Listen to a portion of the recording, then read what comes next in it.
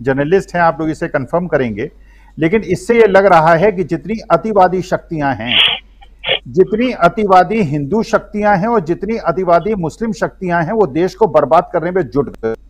हमारा ये कर्तव्य बढ़ जाता है और ज्यादा बढ़ जाता है, हम मॉडरेट हिंदू मुसलमान सिख ईसाइयों का, जो कि देश की एकता और अखंडता को चाहते हैं, इन अतिवादी शक्तियों के खिलाफ खड़े हो जाएं। पहली बात तो ये राजीव जी। दूसरी बात, मुझे ऐसा लगता है प्रशांत जी ने कल बहुत अच्छी बात कही थी, डॉट्स को मिलाइए और तब सोचिए कि क्या हो रहा है।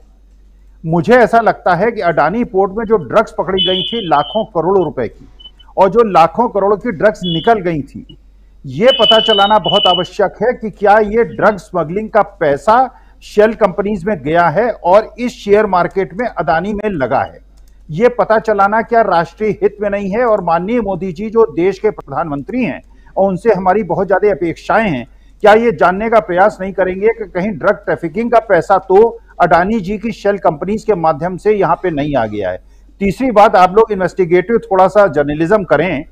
शेयर ट्रांसफर एजेंट जो होता है किसी भी कंपनी का, उसके यहां सारे शेयर होल्डर्स की नाम, एड्रेसेस, कितने शेयर्स हैं, कब खरीदे कब बेचे, सब मिल जाता है। कृपा करके ये पता चलाएं कि जो ये शेयर होल्डर दिखाए गए हैं और रिटेल इन्वेस्टर्स दिखाए गए हैं, इसमें दाऊद इब्राहिम का पैसा तो नहीं है, इसमें राष्ट्र विरोधी शक्तियों का पैसा तो नहीं है, और कहीं ये फेक रिटेल इन्वेस्टर्स तो नहीं है, एक एक झुग्गी से 20-20 नाम तो नहीं है। अगर आप लोग एक सैंपल निकाल लें 1000 इन्वेस्टर्स का और ये पता चला लें कि उनके एड्रेसेस हैं क्या, वो सही में लोग हैं या फेक इन्वेस्टर्स हैं जो मार्केट में बेच नहीं रहे हैं, तो इसलिए जब चाहते हैं मार्केट को बढ़ा देते हैं और रिटेल इन्वेस्टर को फंसा लेते हैं और फिर मार्केट को गिरा देते हैं। दूसरी बात, आप देखिए लोकतंत्र, सतपाल मलिक एक्स गवर्नर केवल उसकी सजा भुगत रहे हैं कि वो किसान नेता हैं, वो अपने किसान भाइयों के लिए अपनी जो बिरादरी है, अपनी जो चौपाल है, किसानों की 36 बिरादरी की लड़ाई लड़ने के लिए, किसानों की आवाज उठाने के लिए अगर सरकार से लड़ते हैं, उनकी सुरक्षा टाली जाती है। ये तो संवैधानिक प्राविधान है, जो एक्स गवर्नर हैं उनको सिक्योरिटी दी जाती है, सतपाल मलिक की सिक्योरिटी क्यों हटाई गई? तीसरी बात यह है कि या तो ये सच है कि लोकतंत्र खतरे में है, या ये गलत है कि लोकतंत्र खतरे में है। अगर ये सच है तो देश में विदेश में बोलो, सब समझते हैं। गलत है तो देश में भी नहीं बोलना चाहिए, विदेश में बोलना नहीं चाहिए। अगर ये कहते हैं कि देश में आप बोलिए, विदेश में मत बोलिए, अरे मैं कहता हूं मैं सेकुलर हूं, मैं हिंदू मुसलमान सिख ईसाई को एक बराबर मानता हूं, वे देश के किसी भी कोने में जाके ये बात बोल सकता हूं। और जो सांप्रदायिक लोग हैं, जो हिंदू राष्ट्र की बात करते हैं, जो बाकी धर्मों को नीचा दिखाने की बात करते हैं, ये बात जाके कुवैत में और अमेरिका में और क्रिश्चियन डोमिनेटेड कंट्रीज में जाके बोलते हैं, क्योंकि वो झूठ बोलते हैं, क्योंकि वो अपनी राजनीतिक रोटियां सेकते हैं।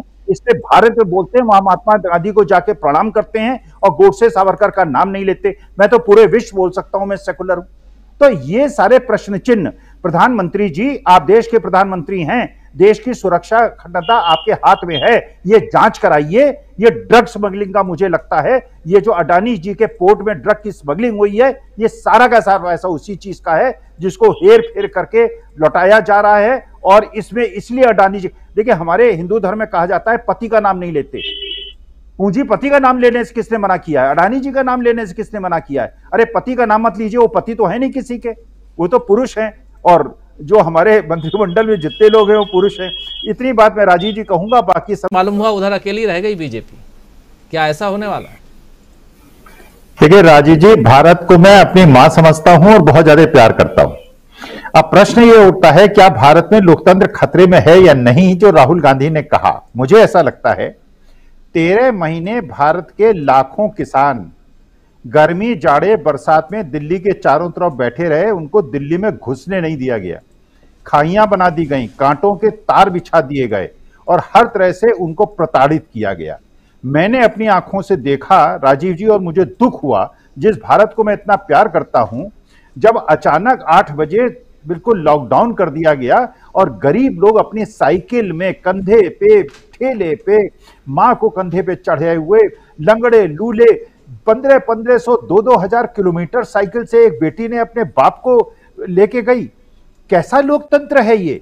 किसान कह रहे थे कि इसको स्थगित कर दो। 13 महीने के बाद उनको प्रताड़ित करने के बाद अब कहते हैं कि मेरी आत्मा जाग गई और मेरी तपस्या में कमी रह गई। 13 महीने उन किसानों को, अन्नदाताओं को सड़कों पे बिठा दिया आपने, लाशें वहीं गंगा के अंदर। ये कैसा लोकतंत्र है? और आप लोकसभा में कहते हैं एक भी आदमी की मौत नहीं हुई। आप अदानी को बचाने की कोशिश कर रहे हैं, उस अदानी को बचाने की कोशिश। जी स्वामी जी, यहाँ एक बात मैं सिर्फ एक सवाल यहाँ रेज करना चाहता हूँ। इसके बाद भी बीजेपी जीत के आती है। आप याद कीजिए, नोटबंदी के बाद ह्यूज मैंडेट के साथ ही उत्तर प्रदेश का चुनाव जीत के आते हैं, बोलते हैं हम नोटबंदी का कोई फ़र्क नहीं पड़ा।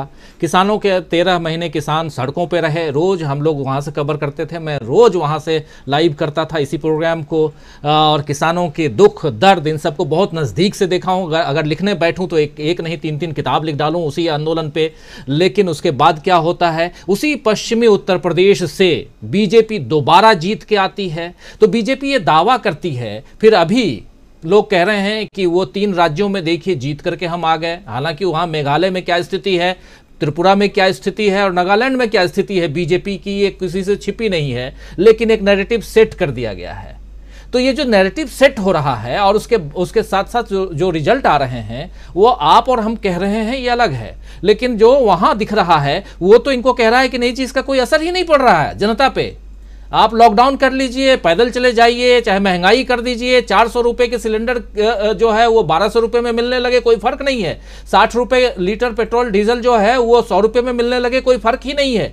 देश के लिए, राष्ट्र के लिए हम कुछ भी करेंगे, जान न्यौछावर कर देंगे, ऐसी बातें करते हैं। देखिए राजीव जी, वास्तविकता में ये हो गया है, देश में अगर लोग व्हाट्सएप यूनिवर्सिटी को ऑक्सफोर्ड और जेएनयू और जामिया से बेहतर समझने लगे और ये समझने लगे कि अकबर बादशाह ने कितने साल पहले अपने जो नवरत्न थे उसमें 4 हिंदू थे, शिवाजी महाराज के जो सेनापति थे वो मुसलमान थे और अकबर के सेनापति राजपूत थे। एक काल्पनिक शत्रु पैदा कर दिया है और व्हाट्सएप के माध्यम से उस काल्पनिक शत्रु को कि मुसलमान आपके खिलाफ हैं और सवर्णों ने जो दलितों पे और बैकवर्ड पे अत्याचार किया है और उस पे कहा जाता है कि क्षमा करो हमने गलती नहीं की, और आज भी पेड़ से बांध के उनको पीटा जाता है। और आज जब एक मुसलमान यह शांति से रहना चाहता है, जितने भगोड़े हैं देश के, राजीव जी एक नाम बता दीजिए जो मुसलमान सिख ईसाई हो। मैं कैसे मान लूं कि अडानी और हर्षद मेहता और केतन पारेख और ये विजय माल्या और नीरव मोदी ये हिंदू नहीं है? मैं कैसे मान लूं? तो वास्तविकता में एक काल्पनिक शत्रु पैदा कर दिया गया है, लोगों के दिमाग में जहर भर दिया गया है और देश की जड़ों में मट्ठा डाल दिया गया है, इसलिए ये जीत जाते हैं। लेकिन अब ये मट्ठा उतर रहा है, लोगों को समझ रहा है कि इनके बिरादर अडानी, जिनके यहां, और मेरे को एक और शक होता था राजनाथ सिंह और नितिन गडकरी, जिनसे मैं आशा करता था कि कुछ बोलेंगे, लगता है उनका भी पैसा अडानी के फर्म में लगा हुआ है, इसलिए वो नहीं बोल पा रहे हैं। अडानी के यहां सारा पैसा राजनीतिज्ञों का ब्लैक मनी जमा था और वो सारा फंस गया है। स्मगलिंग का पैसा शायद था, ये दाऊद इब्राहिम का पैसा शायद था, और जितना पैसा नोटबंदी में कमाया गया था शायद वो था। जांच से पता चलेगा, और अगर ये मोदी जी जांच करा लें, और मुझे पूरा विश्वास है, कोई प्रूफ नहीं है मेरे पास, लेकिन जांच हो तो पता चले ये सारा पैसा उन लोगों का था जो कि देश विरोधी कार्य करते हैं। असली देशभक्त हम हैं, ये देश विरोधी लोग हैं, ये टुकड़े टुकड़े गैंग हैं और ये देश को तोड़ने का प्रयास कर रहे हैं। राजीव जी, लेकिन आज स्मृति ईरानी कह रही थी कि टुकड़े टुकड़े गैंग वाले कॉलेज में गए, यूनिवर्सिटी में गए थे राहुल गांधी।